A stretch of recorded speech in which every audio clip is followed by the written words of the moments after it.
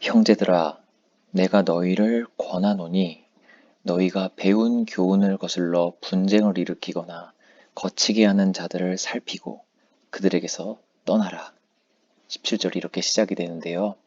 바울이 오랜 전도 여행과 그리고 목회 사역에서 깨달은 점을 토대로 여기서 우려하는 목소리를 내고 있는 것입니다. 왜냐하면 다른 서신서에서도 살펴볼 수 있듯이 이 건강했던 교회에서 나타났던 문제들을 떠올리고 있는 거예요. 바울의 다른 서신서들을 보면 이 문제를 다루고 있는 자료들로 가득합니다. 여기서 교훈을 거슬러 라는 부분은요, 교훈을 받아들였는데 무의식적인 잘못으로 분쟁을 일으켜서 회개하려고 하는 그리스도인들을 일컫는 게 아니에요. 이거는 의도적으로 교훈을 거슬러서 의도적으로요, 분쟁을 일으키고 개선의 의지가 전혀 보이지 않는 신자는 공동체를 위해 멀리해야 된다는 것을 말해주고 있어요. 논쟁에서 그들을 이겨라 라는 것이 아닙니다. 철저하게 무시해야 된다는 것으로 떠나라 라는 말을 쓰고 있는 겁니다. 더 나아가서는 분쟁을 일으키는 사람을 내쫓아야 한다는 거예요. 교회에서요. 그럼 이들의 본 모습이 18절에 나오는데요. 이 분쟁을 일으키는 자들은 우리 주 그리스도를 섬기지 않는 자들이다. 다만 그들은 자기들의 배만 섬기는 자들이다. 그리고 또 교활한 말과 아첨하는 말을 하는 사람들입니다. 그래서 순진한 교인들의 마음을 미혹하는 사람들이라고 말해주고 있습니다. 이 자기들의 배만 섬기나 라는 이 부분은요, 본인들의 이익을 위하여서 이 교훈들을 전한다라는 말은 아니에요. 이것은 이들이 말하는 교훈은 사람들의 배를 섬기는 교훈이라고 이야기를 하는 겁니다. 오늘날로 말하자면 성공해야만 하나님께 영광 돌릴 수 있다라는 것이라든지 아니면 네가 건강해야만 하나님께 영광 돌리는 것이다. 연약하고 가난하고 병든 성도들을 볼 때에 하나님께서 어떤 영광을 받으시겠냐. 이런 것들을 성공신학이라고 부르거든요. 그래서 이들은 세상적인 성공을 굉장히 중요한 교훈으로 가르쳐요. 우리들이 세상에서 무엇인가를 이루어내어야만 하나님께 영광을 돌릴 수 있다라는 신학이죠. 이것을 명시한다고 볼 수가 있어요. 배만 섬기는 교훈입니다. 그리고 이들의 말을 얼핏 들으면 굉장히 달콤한 말처럼 들립니다. 그것을 바울은 이 당시에서도 알고 있었고, 그래서 순진한 교인들을 아주 달콤한 말로 미혹시키는 자들이라고 나오는 것이죠. 오늘날 현대교회에서도 고난 중에서 하나님을 바라보는 것, 그리고 실패 속에서 하나님께 감사하는 것, 오직 예수, 오직 성경만을 가르치는 교회가 있다면 그 중간에 껴들어서 건강, 부유함, 성공을 이야기하는 교인들을 우리들은 조심해야 할 것입니다. 19절입니다. 너희의 순종함이 모든 사람에게 들리는지라. 여기에서 로마 교회 성도들을 향한 세 번째 칭찬이 나옵니다. 첫 번째 칭찬은 1장에 있었죠. 두 번째 칭찬은 바로 전장에 있었습니다. 세 번째 칭찬이 여기에 나오죠. 너희 로마 교회 성도들은 하나님의 교리와 성경에 순종하고 있다는 것이 사람들에게 소문이 났다. 그러므로 내가 너희로 말미암아 기뻐하고 있다. 너희가 선한 데는 지혜롭고 악한 데는 미련하기를 원하노라. 이렇게 해서 뼈 있는 권유를 하고 있는 것입니다. 왜 여기서 이거를 뼈 있는 권유라고 말씀을 드리냐 하면요. 이 19절은 17절부터 나오는 바울이 조심해 라고 말하는 그 권면과 연결되는 부분이기 때문이에요. 이 17절, 18절을 연결해서 보지 않으면 갑자기 뜬금없이 선한 데는 지혜롭고 악한 데는 미련하라 라는 부분을 너무 확대해서 해석할 수가 있습니다. 그래서 그저 죄를 짓지 말고 경건하게 살아라 라는 말로 큰 틀에서 보는 오류를 범할 수가 있다는 거죠. 하지만 문맥적으로 살펴봤을 때 이 19절은 17절, 18절과 연결된 문맥이고 그래서 선한 데에 지혜롭고 악한 데에 미련하더라 라는 이 말은 선한 것이 무엇이고 악한 것이 무엇이냐 라는 부분을 우리가 명명할 수가 있다는 것이죠. 여기서 악한 데에 미련하기를 원하노라부터 살펴보면요. 문맥적으로 볼 때 악한 데는 자기들의 배만 섬기는 교훈, 교활한 말과 아첨하는 말로 순진한 자들을 미혹하는 교훈들을 악한 것이라 라고 볼 수가 있어요. 그럼 당연히 그의 반대인 선한 것은 무엇일까요? 바로 성경적이고 순전한 교리를 이야기하는 거죠. 오직 믿음이요. 오직 믿음으로 말미암아 구원을 받는다라는 그 복음의 지식. 그것에는 너희들이 지혜롭기를 원하지만 인과응보적이고 행위적인 교리 앞에서 너희들을 그것들을 순진하게 받아들이지 말고 그런 선공신학적인 교리 앞에서 너희들은 미련하여져서 오직 믿음만 외치기를 원하노라 라고 말하고 싶은 것입니다. 그래서 이 말을 하기 전에 너희들은 그리스도로 말미암는 그 은혜의 복음 앞에 너희들이 순종하고 있음을 나는 알고 있고 그것으로 인하여 기뻐하고 있어. 하지만 조심해. 오직 믿음이라는 그 복음 앞에선 더욱더 지혜로워지기를 바래. 하지만 교활하고 아첨하는 말로 너희들을 미혹하는 그런 달콤한 말 앞에서는 너희들이 미련하게 나는 오직 믿음으로 구원을 얻어 라고 말하고 생각하기를 원하노라 라고 말을 하는 거죠. 그리고 20절에 이렇게 될 수 있는, 이렇게 순종할 수 있는 원인은 바로 평강의 하나님께서 너희에게 은혜를 주기 때문이야 라고 선포를 함으로써 이 권면이 끝나게 되는 겁니다. 그럼 이 권면의 마지막 부분, 하나님께서 속히 사탄을 너희의 발 아래에서 상하게 하시리라. 어떤 방법으로요? 우리의 주 예수의 은혜로 인하여서 이렇게 말입니다. 하나하나 곱씹어 보겠습니다. 이 말의 전제는 사탄의 유혹과 방해가 신자들에게 있음이 전제가 되어 있습니다. 그럼 여기에서 말하는 이 사탄이요. 이 사탄은 어떤 사탄일까요? 아담과 여자에게부터 시작된 선과 악을 알게 된다고 유혹한 사탄입니다. 평강의 하나님께서는요, 사탄을 우리의 발 아래에서 상하게 하실 겁니다.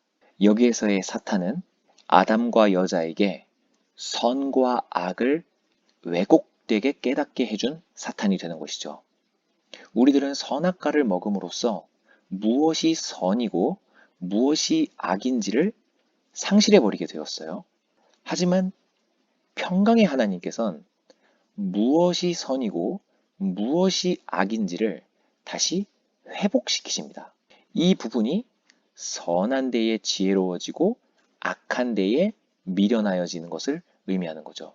이렇게 오직 그리스도로 말미암는 하나님의 선을 깨닫게 된 신자들은 하나님에게로부터 벗어난 모든 것이 악하다라는 것을 상대적으로 깨닫게 되고 이 하나님이 계획해 놓으신 이 그리스도를 통한 선이 우리들의 성화의 삶으로 드러나게 될 때에 사탄이 우리의 발 아래에서 상하게 된다라는 것을 의미하게 되는 거죠. 이 성화의 단계는 우리 주 예수의 은혜 때문에 우리가 가능해지게 되는 것을 다시 한번 말해주고 있는 것이고요. 이 세상의 만연해 있는 성공신학 앞에 우리 신자들이 모든 것을 내려놓고 오직 예수라고 외칠 때에 이 순간 영적인 세계에서는 우리의 발 아래에서 사탄이 망하게 되고 있다는 것을 우리는 기억하면서 성화를 이루어 나가야 할 것입니다. 이렇게 봐야만 17절부터 20절까지의 문맥이 하나로 연결되는 것이고요. 따로따로 흩어져 버리는 추상적인 교리들이 아닌 게 되는 것이죠. 21절 들어가겠습니다. 이 21절은요. 바울과 함께 고린도에 있는 사람들을 8명 소개하고 있습니다. 하나하나 살펴보고 싶은데요. 먼저 나의 동역자 디모데와 나의 친척 누기오와 야손과 소시바더가 너희에게 문안하느니라 해서 총 4명의 인물들이 등장하게 됩니다. 먼저 디모데는 바울의 젊은 제자였죠. 바울은 이 디모데를 2차 선교 여행 중에 루스드라라는 지역에서 선발을 했습니다. 헬라인 아버지하고 유대인 어머니에게서 태어났다고 하는데요. 그의 어머니가 디모데를 유대인으로 만들었습니다. 바울은 자기가 설립한 이방인 교회를 디모데가 돌보도록 맡기기도 했고요. 빌립보서 2장 20절에 보면 너희 사정을 진실이 생각할 자가 이밖에 내겐 없음이라 라고 말하고, 또 22절에서는 디모데의 연단을 너희가 아나니 자식이 아비에게 함같이 나와 함께 복음을 위하여 수고하였느니라 라고 말합니다. 이곳에선 바울이 디모데를 자식, 그리고 본인을 아비라고까지 비유를 하고 있죠. 디모데는 워낙 유명한 인물이기 때문에 여기에서 인물의 소개를 마치려고 하는데요. 대신에 독특한 한 가지가 있습니다. 고린도후서, 빌립보서, 골로새서, 데살로니가서, 빌레몬서, 다 모든 서신서를 바울이 쓴 것을 보면요. 바울은 늘 디모데를 서두에 소개를 해요. 그런데 왜 이 로마서에서는 그를 이 서신의 끝에 와서 언급하는가라는 점인데요. 이는 디모데가 서신을 시작할 때에는 바울과 함께 있진 않았는데 서신이 끝날 무렵에야 왔다라고 추측할 수가 있습니다. 당연히 이 로마서라는 편지는 단 하루에 단번에 쓰여진 편지가 아니라는 것이 정설이죠. 소시바더를 먼저 두 번째로 살펴보고 싶은데요. 이 소시바더는 베레아의 소바더라고 생각할 수가 있습니다. 사도행전 20장 4절에 소바더가 등장하는데 이 소바더가 여기서 나오는 소시바더와 동일 인물이라고 부르는 거죠. 이 소시바더는 이방인 교회가 모아준 헌금을 전달하기 위해서 그리스를 통과하여 예루살렘을 방문할 때 바울과 함께 동행했던 사람들 가운데 한 사람이었습니다. 다음에 야손이 있는데요. 사도행전 17장에서 보면은 바울이 데살로니가에 머물러 있을 때 그 집 주인이 야손이었습니다.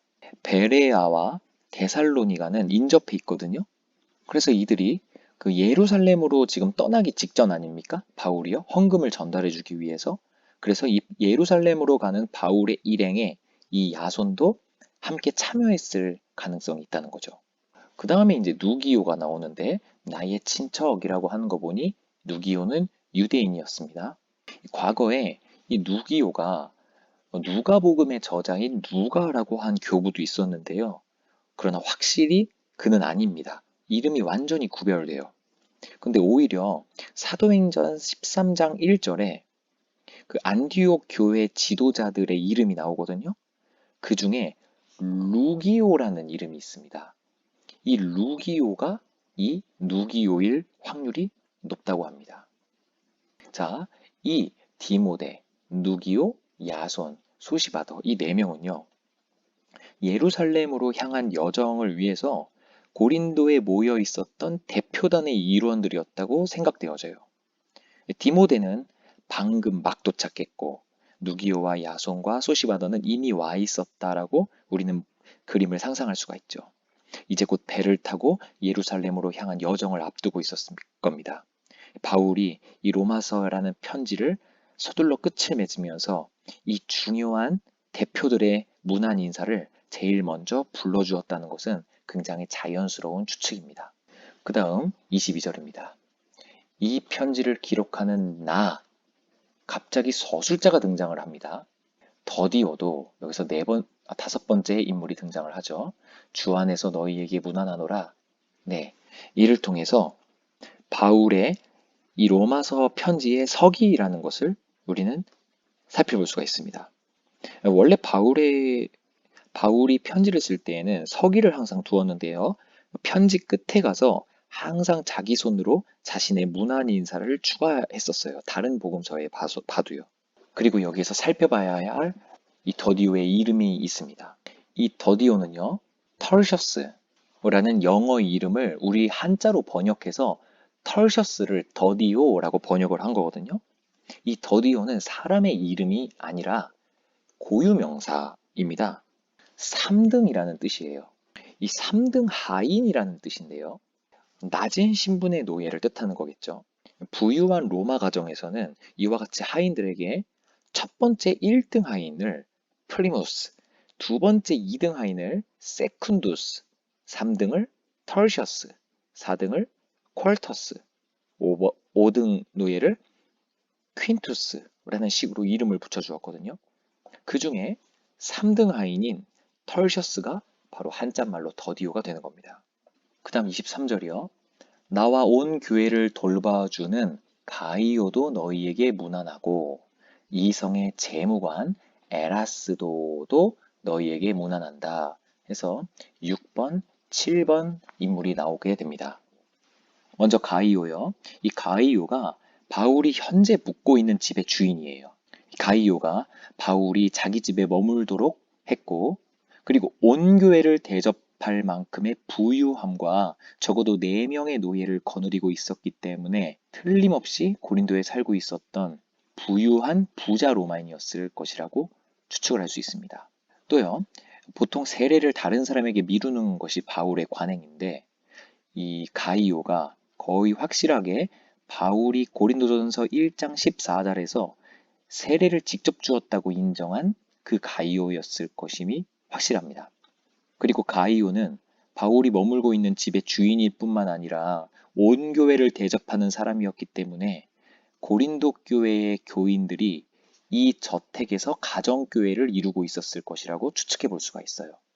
그리고 이 재무관 에라스도라고 나오는 인물은 이 가이오의 친구일 확률이 매우 높습니다. 마을의 돈 관리를 하는 고위직 공무원이었어요. 이 사람의 이름이 그렇게 특별하지는 않은데 제임스 보이스 목사님은 이 에라스도의 이름 밑에 이렇게 덧붙입니다. 에라스도의 직업은 대단히 중요한 점이 있습니다. 그것은 그리스도인이 이교도의 정부에서 직무를 맡을 수 있다는 것을 보여주지요. 그리고 우리가 그리스도를 섬기기 위하여 세속적인 직업에서 물러나지 않아야 한다는 것을 보여줍니다. 라고 덧붙여요. 보십시오. 부자, 가난한 자, 그리고 자유인, 그리고 노예, 그 다음 교회 전임 사역자, 그리고 공무원까지 다양한 구조 속의 지체들이 이 교회에 있는 모습을 우리는 살펴볼 수가 있습니다. 마지막, 구아도라는 인물이 나오죠. 이 구아도는 퀄터스, 바로 4등 하인이라는 고유명사입니다. 아까 더디오가 3등 하인의 고유명사였죠. 털셔스라는 것의 한자 표현이요. 근데 4등 하인, 정말 낮은 하인입니다. 그 4등 하인인 퀄터스의 한자말이 구아도라고 번역이 됐습니다. 이 구아도도 이날 바울 곁에 모여 있었던 사람 가운데에 정말 중요하지 않았던 사람이었을 거예요. 하지만 그는 제외되지 않았습니다. 한번 이때 당시의 모습을 우리가 상상해 봤으면 좋겠습니다. 바울이 더디오가 모든 사람의 문안 인사를 다 써 넣었는가 확인하려고 주위를 둘러보았을 거예요. 어디 보자. 또 문안을 알려줘야 할 사람이 없나 하고 둘러봤을 거예요. 근데 마치 한쪽 구석에 있던 구아도가 저요. 저도 로마 교인들은 모르지만 그들을 위하여 기도하겠다고 문안 인사를 보내주세요. 라고 소심하게 손을 들었을 겁니다. 여기서 바울은 그의 얼굴을 보고 그의 이름을 넣어주며 그 앞에 수식어 하나를 넣어줍니다. 우리의 형제 구아도 이렇게 말이에요.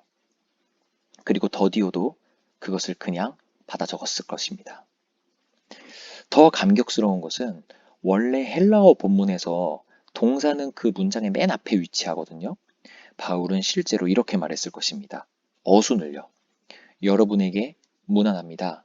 공무를 담당하는 아라스도 그리고 구아도 우리의 형제 이렇게요. 우리는 이 16장 이 부분을 통하여서 초대교회 역사의 스냅사진 한 컷을 보게 되는 것이죠. 25절입니다. 나의 복음과 예수 그리스도를 전파하는 것은 영세전부터 감추어졌다가 이제는 나타나신 바 되었으며, 자, 영세전부터 감추어졌다라는 건데 뭐가 감추어져 있을까요? 바로 유대인들만 알고 있었던 복음, 그 복음이 이방인들에게는 감춰져 있었죠. 영세전부터 감춰져 있었던 건 예수 그리스도가 담겨져 있는 그 복음이었을 겁니다.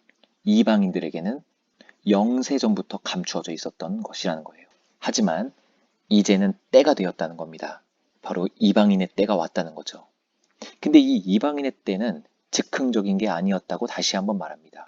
영원하신 하나님의 명령을 따라 구약시대의 선지자들이 글로 말미암아 모든 민족이 믿어 순종하게 하시려고 미리 알려졌던 바라는 거예요.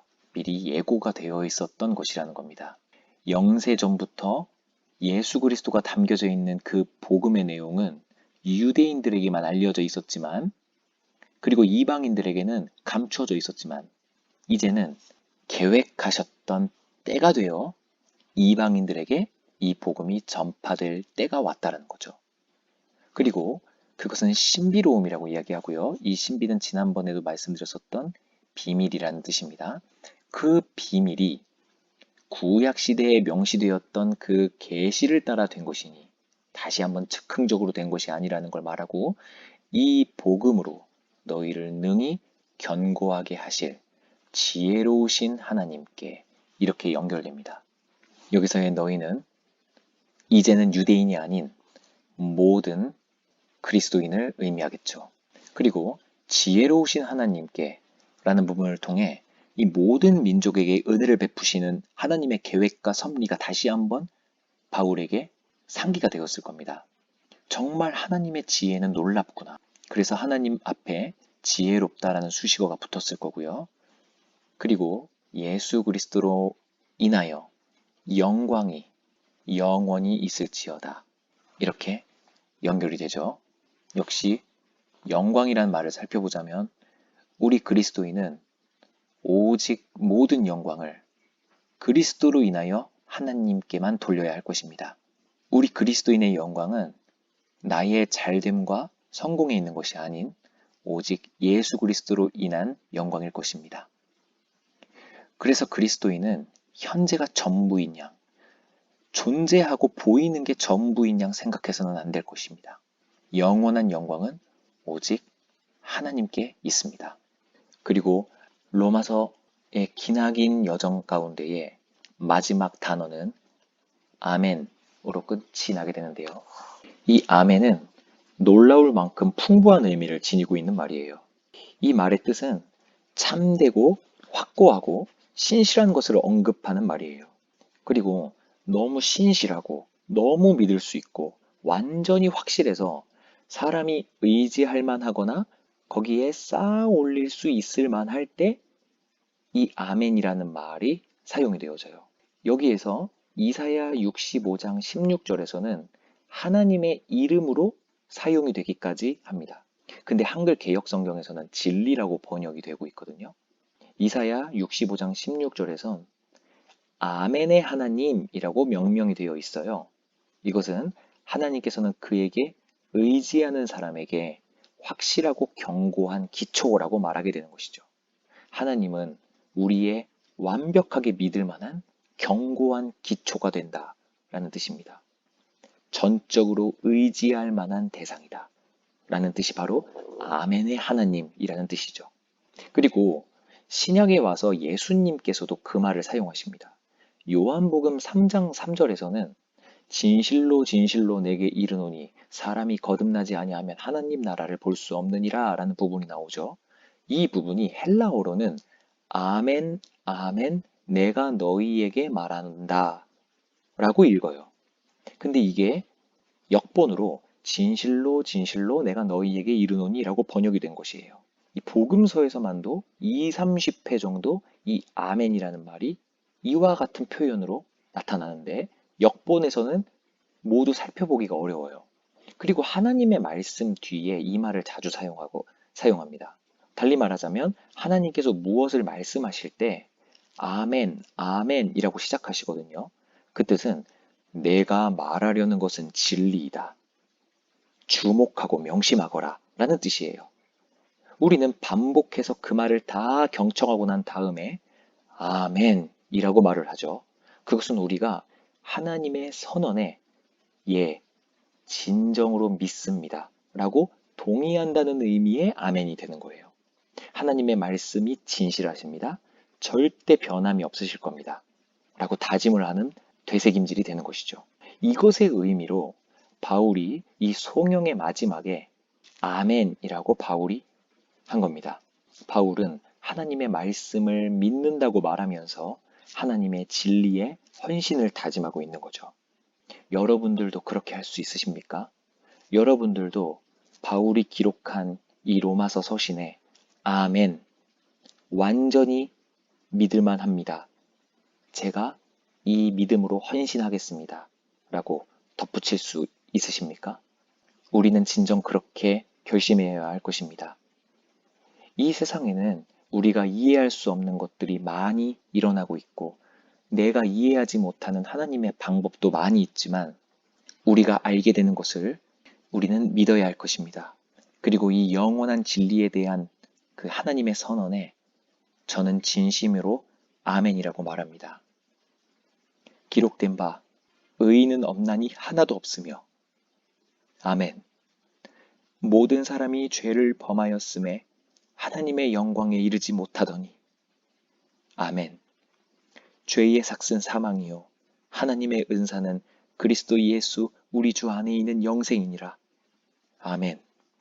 사망이나 생명이나 천사들이나 권세자들이나 현재의 일이나 장래의 일이나 능력이나 높음이나 깊음이나 다른 아무 피조물이라도 우리를 우리 주 그리스도 예수 안에 있는 하나님의 사랑에서 끊을 수 없으리라.